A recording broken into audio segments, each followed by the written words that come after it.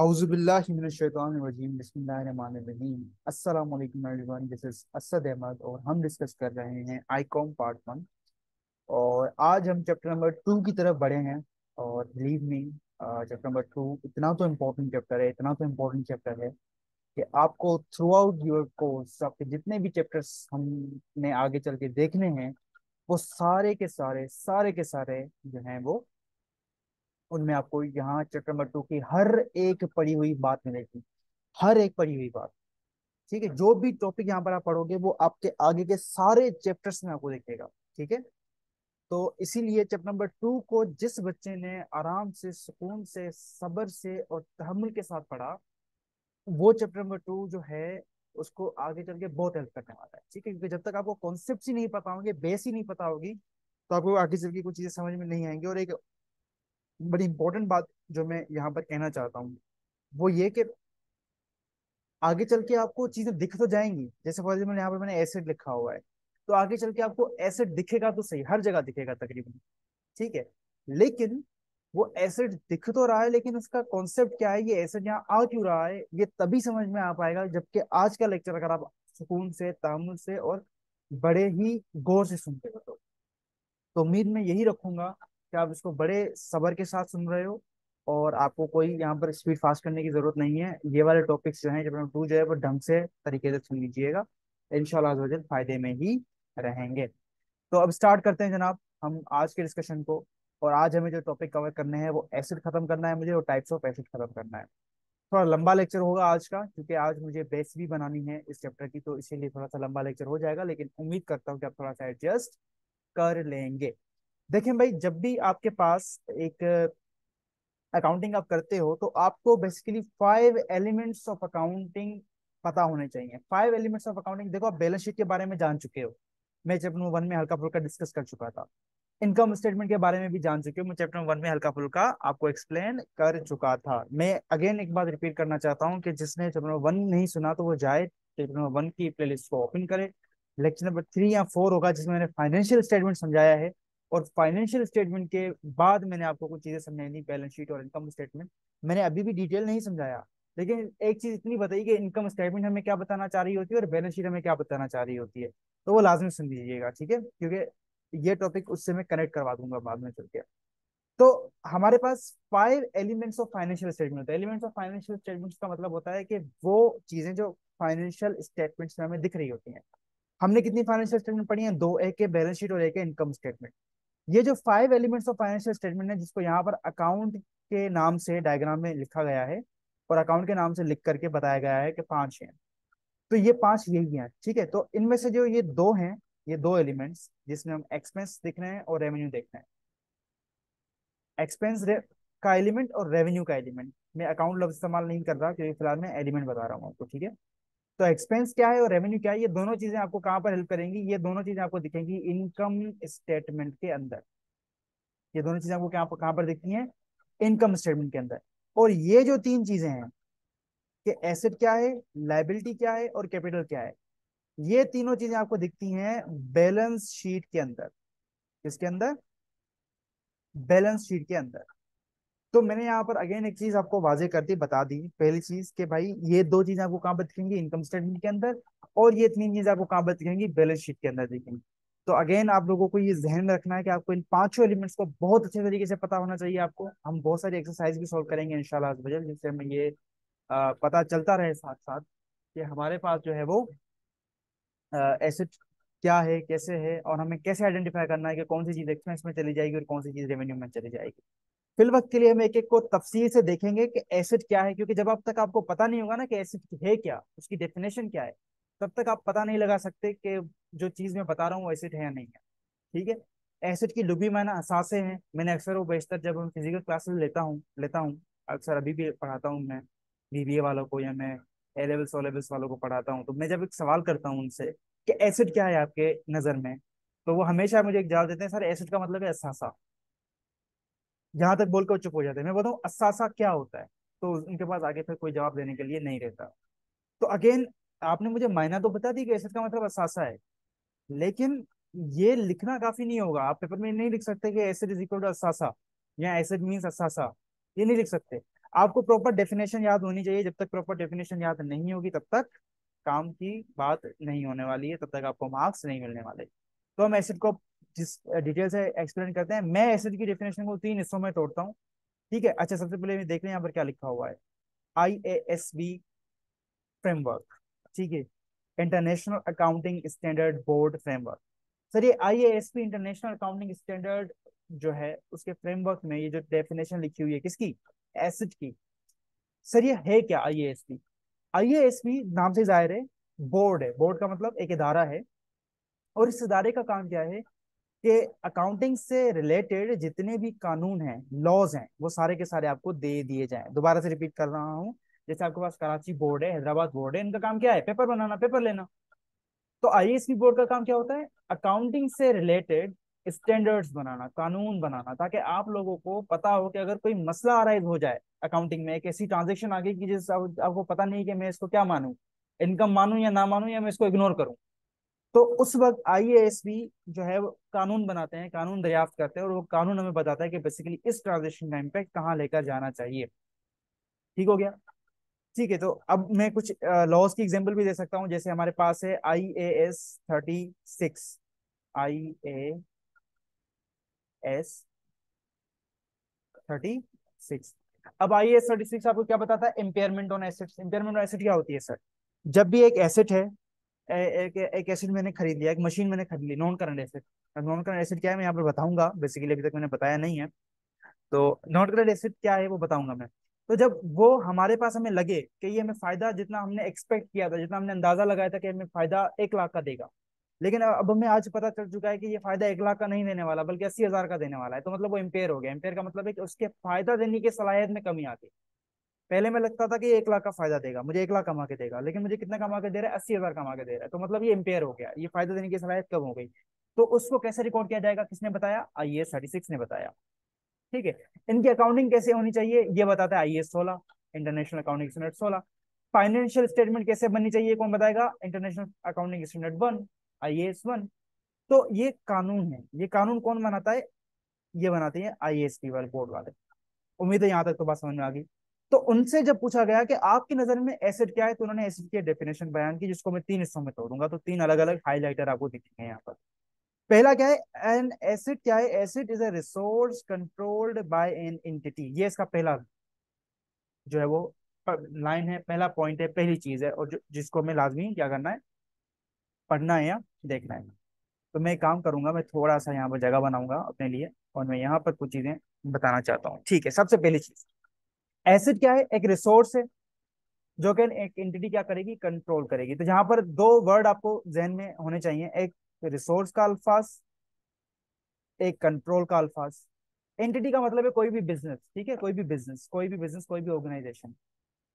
Acid क्या है ये तो हम सीख रहे हैं सर, असासा है वैसे इसका मतलब। रिसोर्स क्या होता है, वसाइल, जरिया। अच्छा, सोर्स का मतलब होता है जरिया, रिसोर्स का मतलब है वसाइल, वसाइल से मतलब जिससे हमें कोई ना कोई फायदा वगैरह मिल रहा होता है। ठीक है, अब कंट्रोल वर्ड को गौर से समझिएगा, क्योंकि इसने कहीं पर भी ये नहीं कहा कि एसिड एक ऐसा रिसोर्स है जो कि ऑन करती हो एंटिटी। इसने लफ्ज कहा है एक एसिड एक ऐसा रिसोर्स है जो कि एक एंटिटी कंट्रोल करती है। तो इस वर्ड कंट्रोल को समझिएगा। कंट्रोल का वर्ड मैं यहाँ पर थोड़ा सा लिख रहा हूँ। कंट्रोल का मतलब क्या है, कंट्रोल का मतलब होता है significant risk and rewards transfer. Sir समझ में नहीं आया, कोई मसला नहीं, आसान समझा देता हूँ। अगर फायदा हुआ, आपका फायदा, और अगर नुकसान हुआ, आपका नुकसान, ये है इस कंट्रोल वर्ड का मतलब। ठीक है, इसकी असल मायना क्या है, इसकी असल मतलब क्या है, significant risk and rewards are transfer. लेकिन आपको समझाने के लिए मैंने इसका मतलब क्या कर दिया, अगर फायदा हुआ तो आपका फायदा, अगर नुकसान हुआ तो आपका नुकसान। अब इसको समझिएगा बड़े गौर से, एक एग्जाम्पल देने जा रहा हूँ, उससे बात बड़ी अच्छे तरीके से वाजे हो जाएगी। मान लेते हैं ये आप हैं, ठीक है, आपका नाम कोई भी XYZ है। ठीक है, बल्कि मैं काम कर रहा हूँ कीबोर्ड से लिख रहा हूँ, माउस से थोड़ा अजीब गरीब हो जाएगा। ठीक है, ये एक्स वाई जी आप हैं, इसकी जगह आप अपना नाम लिख सकते हैं। ठीक है। और ये है एक बैंक। बैंक एसेट को समझाने के लिए अक्सर एग्जांपल बैंक की लेता हूँ, क्योंकि ये बहुत ही बेहतरीन एग्जांपल बन जाती है समझाने के लिए आपसे। हुआ ये कि आप जो हैं, आप खरीदना चाहते हैं एक गाड़ी। ठीक है, तो मैं यहाँ पर लिख देता हूँ, आप खरीदना चाहते हैं एक कार। ये कार क्यों खरीदना चाहते हैं सर? सर ये कार आप खरीदना चाहते हैं बिजनेस के लिए। ठीक है। आपने बिजनेस सारा का सारा ओपन कर दिया, अब आप कार खरीदना चाहते हैं कि अगर कोई ऐसा कस्टमर है जो कि मेरा बड़ा मेजर कस्टमर हो, और अगर वो मुझे कहे कि भाई ये मुझे जो सामान जो मैंने तुमसे खरीदा है वो मुझे फला जगह पहुंचा दो, तो मैं उसको पहुंचा तो सकूं। तो मेरे लिए कोई गाड़ी होनी चाहिए, तो मैं कार खरीद रहा हूँ। शादियों में भी कहीं आना जाना होगा तो कार को इस्तेमाल कर लेंगे, वरना फिर बिजनेस में तो उसको यूज करेंगे ही। अच्छा, कार अगर समझ में नहीं आ रहा तो यहाँ पर ट्रक लिख दो, सुजुकी लिख दो, वैन लिख दो, कुछ भी लिख सकते हो। ठीक है, मैंने कार इसलिए लिखा क्योंकि लिखने में आसान है, तीन अल्फाज से। ठीक है। चलो भाई, अब ये है कि आपने जितने भी पैसे थे वो सारे के सारे बिजनेस में लगा दिए। बिजनेस मतलब आपने बिजनेस की ऑफिस के लिए कोई जगह रेंट पे ले ली, आपने रेंट दे दिया एडवांस। फिर आपने इन्वेंट्री मंगवाई, फॉर एग्जाम्पल आप लैपटॉप बेचना चाहते थे तो आपने लैपटॉप वगैरह मंगवा दिए, सारी की सारी चीजें। फिर आपने सिक्योरिटी गार्ड रख लिया, आपने कुछ एम्प्लॉयज रख लिए जो कि सेल वगैरह करने में आपकी हेल्प करेंगे। बहुत सारी चीजें आ गई, आपने कुछ एडवर्टाइजमेंट कर ली, तो आपके जितने भी पैसे थे वो सारे के सारे खर्च हो गए। कार के लिए आपके पास पैसे नहीं बचे। आपको कार लेनी है और आप चले गए सीधा बैंक के पास। और बैंक वाले के पास जाकर आपने कहा कि बैंक बैंक हमें चाहिए एक कार। बैंक ने कहा भाई हाजिर है, हम इसीलिए तो बैठे हैं, हम आपको कार देने के लिए तैयार हैं। और बैंक ने एक कार दे दी आपको, कोई 60 लाख रुपए की कर दें? सर बहुत बड़ा अमाउंट हो जाएगा। 10 लाख भी तो कम ही है, फिर 20 लाख कर देते हैं ना। 2 मिलियन कर देते हैं, ठीक है, 20 लाख। 20 लाख की एक गाड़ी आपने खरीदी, 2 मिलियन की गाड़ी आपने क्या कर ली, खरीद ली। किससे? बैंक से खरीदी। आपने कुछ उसको डाउन पेमेंट दे दी, आपने कहा भाई 4 लाख रुपए अभी ले लो, बाकी 16 हजार मैं किस्तों में देता रहूंगा क्योंकि मेरे पैसे अभी है ही नहीं। बैंक ने आपको क्या कर दिया, गाड़ी की चाबी दे दी। आपने बैंक को कहा बैंक में कागजात। बैंक ने कहा बेटा कागजात तो अभी नहीं दूंगी। गाड़ी आपको गाड़ी आपको ट्रांसफर हो गई, कार आपको मिल गई, लेकिन जो गाड़ी के कागजात थे, डॉक्यूमेंट्स थे, गाड़ी के जो डॉक्यूमेंट्स थे वो बैंक ने अपने पास रख दिए। कार आपको दे दी, डॉक्यूमेंट्स अपने पास रख दिए। अच्छा, मुझे बताओ अभी के यहाँ तक के सिनेरियो के अंदर, यहाँ तक के केस के अंदर गाड़ी किसके पास है? सर आपके पास है। कागज किसके पास है? सर बैंक के पास है। जिसके पास कागज होते हैं वही मालिक होते हैं, तो अभी तक का मालिक कौन है? सर बैंक मालिक है। तो ओनर कौन हुआ? बैंक। यहाँ तक बात समझ में आती है? सर बिल्कुल आती है। अब आपने क्या किया, आप सीधा गाड़ी लेकर के अपने दुकान की तरफ जा ही रहे थे कि आपने कर दिया गाड़ी का एक्सीडेंट। आपने कर दिया गाड़ी का एक्सीडेंट। और जैसे ही आपने गाड़ी का एक्सीडेंट कर दिया, आप गाड़ी वापस लेकर आ गए बैंक वाले के पास। और बैंक वाले को आपने चिल्ला चिल्ला के बोलना शुरू कर दिया कि भाई ये लो आपकी गाड़ी, या तो मुझे ये गाड़ी बनवा के दे दो या तो मुझे नई गाड़ी दे दो। बैंक वाले ने कहा कि मैं क्यों दूं? आपने बैंक वाले को कहा कि क्योंकि आप मालिक हो, डॉक्यूमेंट किसके पास है? आपके पास है। तो ओनर कौन हुआ? आप हुए। मेरे पास तो गाड़ी थी सिर्फ। तो ये आपका एसेट है, ये आपका असासा है, आप इससे फायदा ले रहे हो। ये मेरे पास नहीं है गाड़ी, गाड़ी का मैं मालिक हूं ही नहीं। तो बैंक वाले ने आपको कहा इधर आओ, इधर आओ, इधर आओ। आपको साइड में बिठाया और फिर आपको बोला कि यहाँ से घर जाना है या मैं पागल पागल खाने भेज दूँ। आपने पूछा क्यों? बैंक वाला ने स्टैंडर्ड खोला और आपको दिखाया कि क्या कहता है कि एसिड एक रिसोर्स है जो कि कंट्रोल करते हो आप, कंट्रोल करते हो आप, कंट्रोल करते हो आप। कंट्रोल का मतलब समझते हो ना क्या होता है? कंट्रोल का मतलब होता है कि रिस्क एंड रिवार्ड ट्रांसफर हो गए। जितने इस गाड़ी के ऊपर रिस्क थे यानी कि नुकसान होने के खदशे थे वो आपके ऊपर ट्रांसफर हुए। जिस तरह इस गाड़ी को फायदा लेंगे, क्योंकि गाड़ी मैंने आपको दे दी तो वो सारे के सारे फायदे भी तुम्हें ही लेने हैं मुझसे, इस गाड़ी से। तो रिस्क एंड रिवार्ड मैंने तुम्हें गाड़ी देकर ट्रांसफर कर दिए, जिसका मतलब ये है कि गाड़ी से फायदा उठाते तो किसका फायदा होता? तुम्हारा। और जब तुम नुकसान करके आए हो तो ये नुकसान भी किसका है? तुम्हारा। तो बेटा ये मेरा एसेट नहीं है, तुम्हारा एसेट है। अब जाओ इज्जत से गाड़ी को जाके बनवाओ, इससे फायदा ले लो और मेरी किस्तें मुझे टाइम पर पहुंचा देना। सर इस पूरे सिनेरियो से हमें क्या समझ में आया? हमें सिर्फ एक वर्ड समझ में आया कि ओनर होना लाजमी नहीं है। हाँ, ओनर होना भी एसेट है, लेकिन अगर आप उसको कंट्रोल करते हो ना तो बेटा ये भी आपका एसेट है। ये भी आपका एसेट है। बस यहाँ पर रुक के फिर आपके दिमाग में, एक चर्सी के दिमाग में जो अभी नींद से जागेगा, मतलब पूरा लेक्चर सो के सुनेगा, फिर नींद से अचानक जाग जाएगा और जागते ही पूछेगा कि सर आप कह रहे हो कि ऑन है तो फिर भी मालिक, कंट्रोल है तो फिर भी मालिक, तो इसका मतलब है मालिक बैंक भी है, मालिक एक्स वाई जेड भी है। जवाब है हाँ, दोनों मालिक है। फिर पूछेगा सवाल सर कैसे, तो मैं कहूंगा पहले इसको कंट्रोल तक रखो। कंट्रोल किसने किया? आपने किया। तो आप इसके मालिक हुए? हाँ सर मालिक हुए। आप इसको यहीं से रखो। ऑनर होने वाला मालिक जो बैंक ले रहा है ना, वो एज ए इन्वेंट्री ले रहा होगा या as a ordinary course of business ले रहा होगा। अब ये आपको बात समझ में नहीं आएगी क्योंकि आप अभी इतने बड़े नहीं हुए, अभी बेसिक समझ रहे हो। तो अभी इस चीज को भूल जाओ। आप बस इतना ध्यान में रख लो कि एसेट होने के लिए मालिक होना लाजमी नहीं होता, कंट्रोल होना लाजमी होता है। लेकिन अगर कोई एसेट का मालिक है तो वो भी उसका क्या हो सकता है, उसका एसेट हो सकता है। डन हो गया। फिर जब आप आगे जाएंगे, थोड़े बड़े होंगे, फिर मैं आपको बताऊंगा कि एक ही वक्त में बैंक भी मालिक है और एक्स वाई जेड भी मालिक है, तो बैंक ने उसको क्यों नहीं बनवाया, या बैंक जो है वो क्यों चीज देखा रहा है, क्योंकि इसके अंदर फिर स्टैंडर्ड्स फॉलो होते हैं जो कि आपके थोड़ा जो है वो हलक की हड्डी होगी, फंस जाएगी, हमका समझ में भी नहीं आएगा, ना अंदर जाएगी ना बाहर आएगी। तो इसको फिलहाल भूल जाओ और आप कंट्रोल तक इसको रखोगे। जो कंट्रोल करेगा वही एसेट का मालिक होगा, क्योंकि डेफिनेशन में ऑन नहीं लिखा हुआ, क्या लिखा हुआ है, कंट्रोल लिखा हुआ है। ये इसका पहला पॉइंट था अभी तक जो हमने सीखा। मैं दूसरे पॉइंट की तरफ आ रहा हूँ। अब दूसरा पॉइंट क्या है? As a result of past event, ये इसका दूसरा पॉइंट है। सर इसका मतलब क्या है? पहला पॉइंट क्या था? Acid, N acid is a resource control by an entity. Control का वर्ड मैंने समझा दिया, बड़े एक्सप्लेन कर तरीके से आपको, बड़ा अच्छे तरीके से समझा दिया। अब मैं आपको ये बता रहा हूँ कि the result of past event का मतलब क्या है। ये कहने की कोशिश कर रहा है बेसिकली कि देखो एसिड हमेशा आप कंट्रोल करोगे, लेकिन वो आया किस वजह से होगा? माजी में हुए किसी वाकये की वजह से, माजी में हुए किसी इवेंट की वजह से। तो मुझे बताओ, ये जो एसिड आज आपके पास एक गाड़ी मौजूद है जिसको आप कंट्रोल कर रहे हो अभी, ये माजी में कौन सा वाकया था कि आपके पास ये मौजूद है? सर इस गाड़ी का खरीदना, जब आप बैंक के पास गए उसको 2 मिलियन में से गाड़ी खरीदने का आपने उससे बोला, उससे पूछा, तो इसका मतलब ये हुआ कि सर एसिड हमेशा जो हमारे पास आज मौजूद होगा वो माजी में हुए किसी वाकये की वजह से आया होगा। तो जरा आप सोचो, आपके ऊपर एक पंखा लगा हुआ है और आप एक बिजनेस में हो, ये पंखा बिजनेस का है, तो क्या मेरा एसेट है या नहीं है? आपको तीन बातें ध्यान में रखनी पड़ेगी। अभी तक हमने दो पढ़ी हैं। पहली बात क्या है कि क्या मैं इसको कंट्रोल करता हूँ? कंट्रोल का मतलब है कि जिसका फायदा होगा मेरा फायदा, इसका नुकसान होगा मेरा नुकसान। तो अगर एक पंखा जल जाता है तो कौन बनवाएगा? मैं बनवाऊंगा। तो मतलब हाँ, मैं कंट्रोल करता हूँ। फायदा भी, पंखा हवा लग रही मुझे लग रही, तो हाँ मैं कंट्रोल कर रहा हूँ उसको। नंबर टू, ये मेरे पास आया कैसे है? यार माजी में मैं मार्केट में गया हूँ, इसको खरीदा होगा मैंने, तो माजी के इवेंट की वजह से आज मैं इसको कंट्रोल कर रहा हूँ। ये दो बातें उम्मीद है आपको समझ में आ गई होंगी। अब मैं इसकी तीसरी बात समझाने जा रहा हूँ। From which future economic benefit are expected to flow to the entity. इतना लंबा चौड़ा, लेकिन इसका मतलब समझिएगा। जिसकी वजह से हम फ्यूचर में फायदा लेंगे।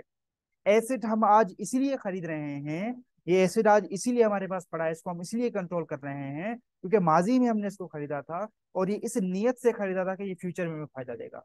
तो एसिड हमेशा हमें फायदा कहाँ देता है? फ्यूचर में देता है। एसिड हमेशा फायदा हमें कहाँ देता है? फ्यूचर में देता है। यही इस पूरी लाइन का मतलब है। फ्रॉम विच, जिससे, फ्यूचर इकोनॉमिक बेनिफिट्स, मुस्तकबिल में होने वाले फायदे, आर एक्सपेक्टेड, उम्मीद रखती है, to flow to the entity, के जो बिजनेस के फायदे में आ जाएंगे या बिजनेस के फायदे में फ्लो करेंगे। तो इस पूरी लाइन का मतलब ये है कि फ्यूचर में फायदा देगा आप ये।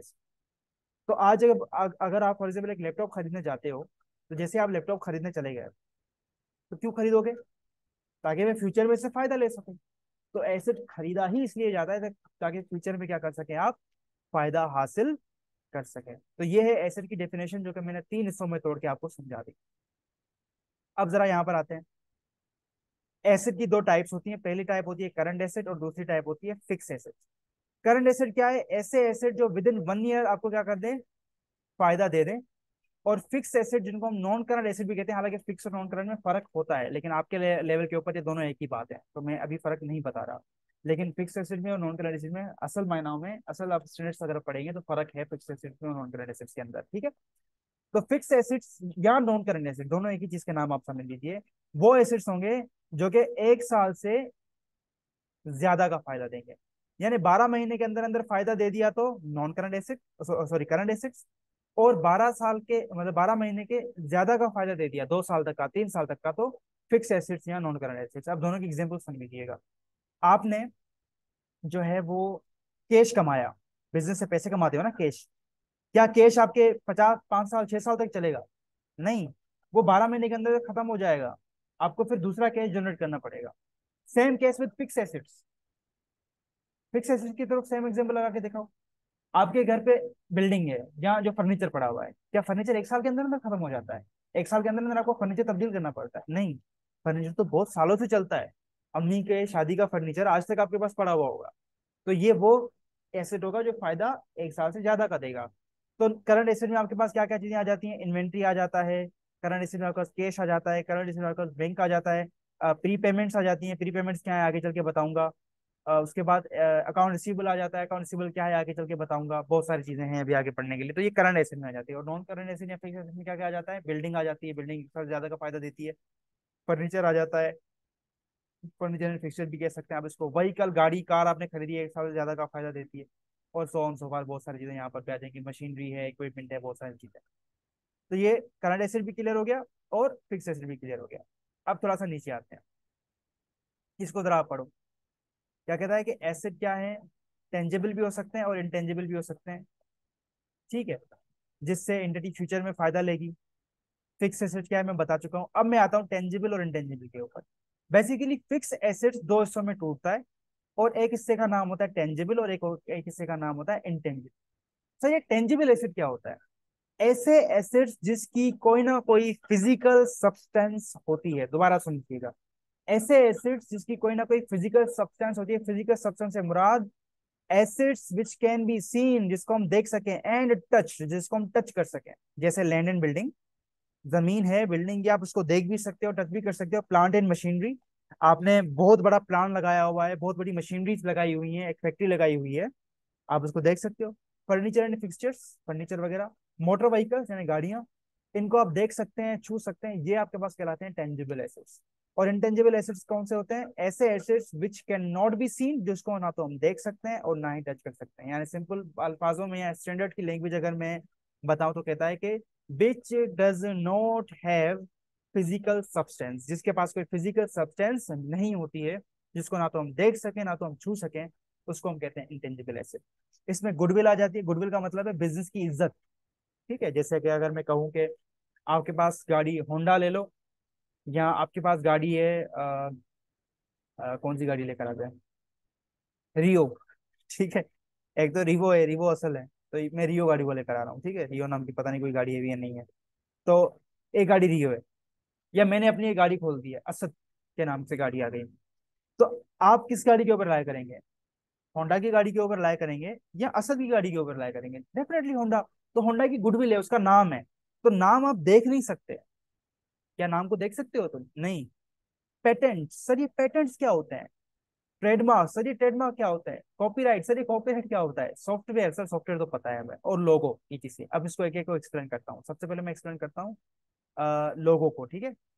लोगो बेटा कहते हैं किसी भी बिजनेस की कोई ऐसी निशानी हो जाए कि जिसको देखकर आप आइडेंटिफाई कर लें कि ये किस ब्रांड की चीज है। जैसे अगर आपने देखा हो तो एप्पल के जितने भी प्रोडक्ट्स आप लिखते हो, आईफोन वगैरह के, तो उस पे पीछे से छोटा सा सेब होता है। तो सेब उसका क्या होता है? लोगो होता है, ठीक है ना। तो वो सेब उसका क्या होता है? लोगो होता है। तो लोगो जो है वो बेसिकली आपके पास एक इंटेंजिबल एसेट होता है, क्योंकि उसका रियल मायनों में कोई एग्जिस्टेंस नहीं होती। वो बस एक सॉफ्टवेयर के थ्रू जनरेट किया जाता है ताकि निशानी हो जाए, ताकि बंदा आपकी चीज को पहचान सके। सॉफ्टवेयर तो आप जानते ही हैं। इस लैपटॉप में जो मैं इस वन नोट के ऊपर आपके पास एक लेक्चर ले रहा हूँ, ये जो चल रहा है बोर्ड की तरह आपको जो दिख रहा है, ये पूरा का पूरा ये वन नोट कहलाता है। तो मैं इसके ऊपर आपके लिए क्या ले रहा हूँ? लेक्चर ले रहा हूँ। तो ये सॉफ्टवेयर है, क्या आप इसको छू सकते हो? नहीं, ये इस लैपटॉप के अंदर इंटीग्रेटेड है, तो आप इसको भी नहीं छू सकते। सर ये कॉपीराइट क्या है? कॉपीराइट बेटा कहते हैं, और पेटेंट भी लगभग सेम चीजें ही हैं फिल वक्त के लिए, तो आप सेम समझिए। वैसे फर्क होता है पेटेंट में और कॉपीराइट में, लेकिन आप फिल वक्त के लिए सेम चीजें समझ लीजिए। कॉपीराइट क्या है बेटा? देखो आपने एक चीज बनाई, ठीक है। आपने एक चीज बनाई है, और आपने वो चीज बना दी, और चीज बनाकर आपने क्या कर दिया? वो मार्केट में लॉन्च कर दी। तो आप पाकिस्तानी को तो जानते ही हैं, पाकिस्तानी ने क्या किया? उस चीज को खोल दिया, उनको पता चल गया आपने कौन कौन से पुर्जे उसमें फिट करे हैं। तो उन्होंने क्या कर दिया? आप जैसी चीज बनाकर और मार्केट में डुप्लीकेट करके बेच रहे हैं। अच्छा जी, अब इस चीज से बचा कैसे जाएगा? अब इस चीज से ऐसे बचा जाएगा कि आप क्या करो, कॉपीराइट करवा दो या पेटेंट करवा दो। इसका क्या मतलब है कॉपीराइट या पेटेंट का? इसका बेटा ये मतलब है कि आपने क्या कर दिया, आपने इस चीज के बनाने के जो तरीकेकार था, इस चीज के बनाने का जो तरीकेकार था, आपने उस तरीकेकार को एक क्या कर दिया, कॉपीराइट लगवा दिया। यानी कि मेरे इस फॉर्मूले को, मेरी इस चीज के बनाने के तरीके को कोई भी कॉपी नहीं कर सके। पेटेंट भी सेम चीज होती है। पेटेंट अमूमन आपके जो फार्मास्यूटिकल प्रोडक्ट्स होती हैं, जैसे दवाइयां वगैरह, उनके जो फॉर्मूलाज होते हैं, उनके ऊपर पेटेंट लगता है। तो आपने क्या कर दिया, आपने उनको कॉपीराइट करा दिया या पेटेंट करवा दिया। अब होगा ये कि जो भी बंदा आप जैसी प्रोडक्ट मार्केट में लाने की कोशिश करेगा ना, आप उस कॉपीराइट के ब्याज के ऊपर आप क्या कर सकते हैं, उसके ऊपर केस कर सकते हैं। क्योंकि आप बोलेंगे कि ये मेरा चीज था, ये मेरी रिसर्च थी, ये मैंने किया है, आपने मेरी चीज प्रोडक्ट, मेरे जैसी प्रोडक्ट बनाने की कोशिश की, तो मैं आपके ऊपर केस करूंगा और आप उसको केस करवा के अंदर करवा सकते हैं। वो चीज आपकी हो जाएगी। और ट्रेडमार्क्स बेसिकली लोगों की तरह ही होते हैं। ट्रेडमार्क्स जो है वो एक ऐसा मार्क होता है, एक ऐसी निशानी होती है जिससे आप बिजनेस को आइडेंटिफाई कर सकते हैं। तो ये है सारे के सारे इंटेंजिबल एसेट्स होते हैं। ठीक है। अच्छा, हो सकता है आप में से किसी का ये सवाल हो कि सर पेटेंट या लाइसेंस, लाइसेंस भी जो है वो क्या है, एक नॉन, अपना जो है वो इंटेंजिबल एसेट है। लाइसेंस को आप छू या देख नहीं सकते। तो आप में से बहुत से लोगों का सवाल होगा, सर लाइसेंस तो एक कागज का टुकड़ा होता है, उसमें कुछ चीजें, कुछ इन्फॉर्मेशन लिखी हुई होती है, तो लाइसेंस को तो हम छू भी सकते हैं, लाइसेंस को तो हम देख भी सकते हैं। तो सर ये बात समझ में नहीं आई है हमें, क्योंकि वो तो छू भी सकते हैं, देख भी सकते हैं। तो बेटा असल में जो वर्थ होती है ना, जो इंपॉर्टेंस होती है ना, वो उस लाइसेंस की इंपॉर्टेंस नहीं है। वो इंपॉर्टेंस किस चीज की है बताओ? वो इंपॉर्टेंट है उस लाइसेंस के ऊपर दिए गए हक की, कि आपको हक है कि आप जो है वो गाड़ी चला सकते हैं 3 साल तक, लाइसेंस, ड्राइविंग लाइसेंस की अगर मैं बात करूँ। या आपको हक है कि आप ये एप्लीकेशन इस्तेमाल कर सकते हैं। आपको हक है, आपको मेंबरशिप दे दी गई है कि आप आए और फला जगह जाकर विजिट कर सकते हैं। तो अगर उस कागज के ऊपर से मैं वो हक मिटा दूं ना, वो अल्फाज मिटा दूं, खत्म कर दूं, तो फिर उस कागज के टुकड़े की कोई कीमत नहीं है।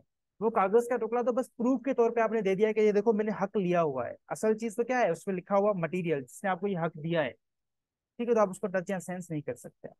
बाकी मैंने आपको एक कहा था कि भाई मैं सारी चीजें आपको रीड नहीं करवा सकता, तो आप ये खुद ही रीड कर लीजिएगा। मैंने मोटे मोटे फर्क बता दिए हैं। इनमें से आपको ये चीज समझ में नहीं आएगी कि सर टेंजिबल एसेट में डेप्रिसिएशन चार्ज होती है और इंटेंजिबल में अमोटाइजेशन चार्ज होती है। तो सर ये अमोटाइजेशन क्या है और डेप्रिसिएशन क्या है, तो आपको इस वक्त के लिए ये चीज याद करने की जरूरत नहीं है। आगे चल के एक चीज आएगी तो वहां पर बता दूंगा कि डेप्रिसिएशन क्या है और अमोटाइजेशन क्या होती है। ठीक है। अच्छा जी, और सेल्वेज वैल्यू क्या होती है ये भी मैंने अभी तक नहीं बताया। तो इसमें कुछ बातें ऐसी होंगी जो कि आपको कंफ्यूज हो सकता है करे।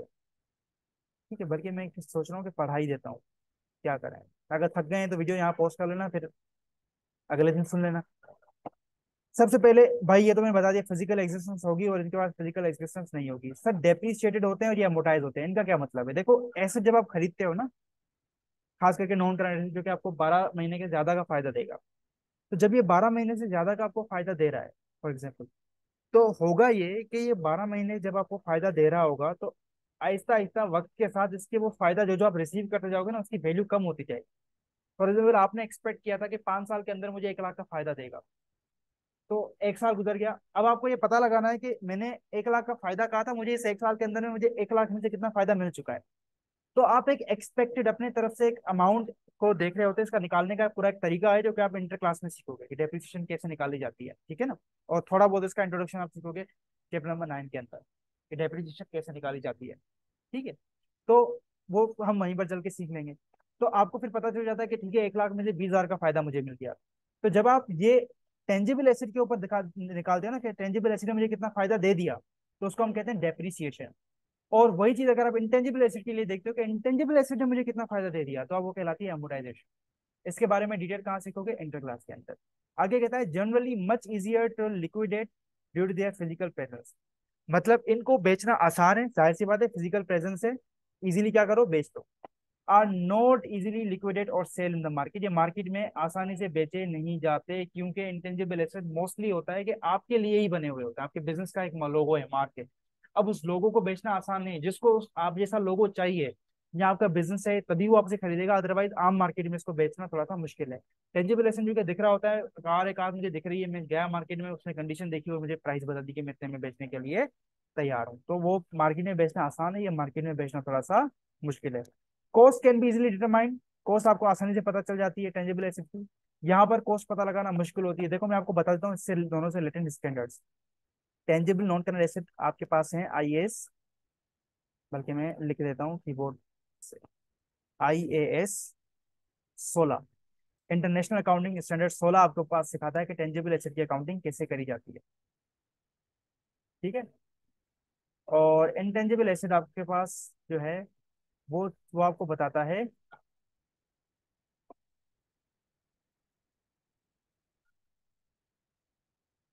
IAS 38। IAS 38 आपको बताता है कि इंटेंजिबल एसेट जो है उसकी अकाउंटिंग कैसे करी जाती है। तो वहां पर IAS 38 में आपको देखना पड़ता है कि इंटेंजिबल एसेट की कॉस्ट कितने की पड़ी। तो इंटेंजिबल एसेट बहुत सारे तरीकों से निकल रहा होता है। अब अगर मैं IAS 38 यहाँ पर बेटा पढ़ाना शुरू हो गया ना, तो फिर हो गया हमारा फर्स्ट ईयर क्लास, ठीक है ना। तो इसलिए मैं ज्यादा डिटेल में जानने की चाह नहीं रहा। तो आप समझ लें कि इसकी कॉस्ट को निकालना बहुत मुश्किल होता है, इसकी कॉस्ट आसानी से आपको मिल जाती है। ठीक है, ये आप जब आप इंटर क्लास में जाओगे तो ये पढ़ोगे, तो ये इसकी कोर्स कैसे निकालते हैं। लेकिन ये आप इंटर क्लास में नहीं पढ़ोगे कि इसकी कोर्स कैसे निकालते हैं। ये आप जब कोई प्रोफेशनल क्वालिफिकेशन लोगे, CA, SCCA, ICA में, BBA, हो सकता है वहां पर आप इसके बारे में थोड़ा बहुत पढ़ लो कि इंटेंजिबल एसेट आपको कैसे पता चल जाता है। वो कहता है कि might have trade in value, जिसको हम सेल्वेज वैल्यू कहते हैं, और इसकी कोई ट्रेड इन वैल्यू नहीं होती। हालांकि ये गलत है, trade in value intangible asset की भी होती है। IAS रेट में बताता है कि इंटेंजिबल एसेट की भी ट्रेड इन वैल्यू होती है अगर उसकी कोई एक्टिव मार्केट हो तो। सेल्वेज वैल्यू क्या होती है कि अभी आज आपको पता है कि देखो, जब मैं एसिड एक खरीद के आया, मैं कार एक खरीद के लेकर आया हूँ, मैं इसको 5 साल बेचूंगा ना, 5 साल बेचने के बाद भी ये कार कम से कम 1 लाख तो करेगी। हालांकि अभी आज मैं इसको 16 लाख रुपए का खरीद के आया हूँ, 20 लाख रुपए का खरीद के आया हूँ, ये कितने का भी खरीद के मैं आ गया। लेकिन ये गाड़ी जब मैं आज भी बेचूंगा ना, तो आज भी ये कम से कम जी मुझे, मतलब आज नहीं बल्कि 5 साल बाद या 10 साल बाद भी बेचूंगा, तो कम से कम जी मुझे कोई 1 लाख 1.5 लाख देगी। ये इसकी सेल्वेज वैल्यू कहलाती है। सेल्वेज वैल्यू मतलब जब मैं इसको इस्तेमाल करने के बाद, अपना फायदा लेने के बाद जब मैं बेचूंगा, तो क्या मुझे इससे कोई पैसे मिलेंगे। तो टेंजिबल एसेट में ऐसा हो सकता है, आप आसानी से देख भी सकते हैं, आप अंदाजा लगा सकते हैं कि 10 साल के बाद अगर मैं कोई बिल्डिंग बेचूंगा तो मुझे कितना देगा, 10 साल के बाद अगर मैं कोई फर्नीचर बेचूंगा तो मुझे कितना पैसा मिलेगा। ये सारी की सारी चीजें। इंटेंजिबल एसेट की सेल्वेज वैल्यू निकालना बहुत मुश्किल होती है, क्योंकि ये तो एक हक है ना, एक राइट है, तो आपको दिख भी नहीं रहा। आपको नहीं पता मेरे बिजनेस की आज बहुत बड़ी रेपुटेशन है, 10 साल के बाद हो ना हो पता ही नहीं चल रहा। तो इंटेंजिबल एसेट जो होते हैं, उनकी ट्रेड इन वैल्यू या सेल्वेज वैल्यू निकालना मुश्किल होती है, क्योंकि उनकी एक्टिव मार्केट कम होती है। लेकिन कुछ इंटेंजिबल एसेट ऐसे होते हैं जिनकी एक्टिव मार्केट होती है। एक्टिव मार्केट का मतलब होता है उनकी प्रॉपर एक मार्केट जहां पर चीजें वो बेची जाए और खरीदी जाए, जैसे सॉफ्टवेयर। अब आपको पता है सॉफ्टवेयर की मार्केट थोड़ी एक्टिव है, जैसे कि फॉर एग्जाम्पल आपने माइक्रोसॉफ्ट खरीदा है, माइक्रोसॉफ्ट की कोई प्रोडक्ट खरीद रहे हो, विंडोज खरीद रहे हो, उसकी कोई प्रोडक्ट, MS ऑफिस आपने खरीद ली है माइक्रोसॉफ्ट की, ठीक है, अभी जो आप चला रहे होते हैं वो मोस्टली अनलाइसेंस होती है, वो लाइसेंस नहीं होती है, उन्हें खरीदी नहीं हुई नहीं होती। तो अब आपको हो सकता है इनकी कोई मार्केट वैल्यू पता भी लग जाए। तो अगर कोई एक्टिव मार्केट है, यानी उसकी उस इंटेंजिबल एसेट की प्रॉपर मार्केट है जहाँ पर वो चीजें बेची जाए और खरीदी जाए उस इंटेंजिबल एसेट की, तो फिर सेल्वेज वैल्यू निकल सकती है, रेजिडुअल वैल्यू निकल सकती है। अदरवाइज इसकी रेजिडुअल वैल्यू नहीं निकल सकती। तो ये नो ट्रेड इन वैल्यू कहना गलत है। आप ये लिख सकते हो कि trade in value only available when there is active market, तभी अवेलेबल हो सकती है जब कोई एक्टिव मार्केट हो इंटेंजिबल एसेट्स की। समझा दिया मैंने यहाँ पर। उसके बाद करंट एसेट में पूरा का पूरा बता चुका हूँ, ये आप खुद ही पढ़ लीजिएगा, ठीक है। फिक्स एसेट्स और करंट एसेट का ये भी आप दोनों खुद ही पढ़ लीजिएगा, इसमें मुझे नहीं लगता कोई मुश्किल बात हो। ठीक है, इसमें जो नाम आएंगे जैसे ये स्टॉक है, इन्वेंट्री, ये डेटर्स है, मैंने कहा ये आगे चल के बता दूंगा। कैश एंड बैंक तो आप आराम से जानते ही हैं। ठीक है, ये इसकी एग्जाम्पल में मैंने मशीनरी, बिल्डिंग और फर्नीचर बता दिया था आपको। ये भी मैंने आपको बता दिया कि ये जो है वो किस लिए होते हैं और ये किस लिए होता है। आप इसको एक बार जरूर पढ़ लीजिएगा। कोई बात समझ में नहीं आए तो कमेंट सेक्शन में सवाल आप पूछ सकते हैं। आज के लेक्चर को मैं यहीं तक रखता हूँ। Thank you so much. अल्लाह हाफिज। दुआ में याद रखिएगा। अल्लाह हाफिज।